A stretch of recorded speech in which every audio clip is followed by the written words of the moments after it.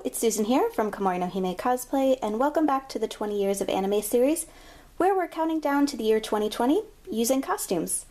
Today we're going to be going back to 2007 and making the leg warmers for Amu from Shugo Chara.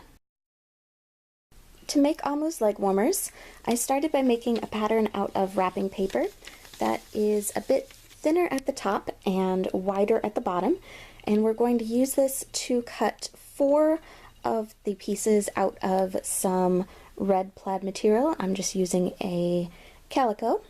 And then we're going to zigzag along the edges to help keep them from fraying. To make the belt loops, we're going to cut 8 small rectangles out of the red fabric, fold them in half, and sew them together along the side. Then turn them right side out, press them flat, and zigzag along the edges to keep them from fraying. Then we're going to fold the edges inward and sew them into place. Position 2 of the belt loops onto each of the leg warmer pieces, and we're going to sew them into place. Putting right sides together, sew the leg warmer pieces together along the sides to create a tube.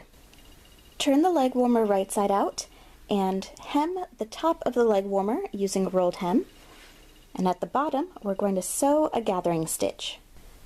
To make the cuff at the bottom, we're going to cut 2 rectangles out of the plaid fabric. Then we're going to fold them in half and sew them together along the shorter sides. Turn it right side out and press it flat. Then we're going to zigzag along the raw edge to help keep it from fraying and to hold the 2 sides together.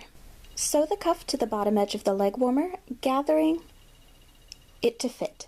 To keep the leg warmer in place, cut a piece of black elastic, loop it through the belt loops, and sew the 2 ends together. And with that, Amu's leg warmers are done. For more cosplay tutorial videos, please subscribe, and thank you very much for watching!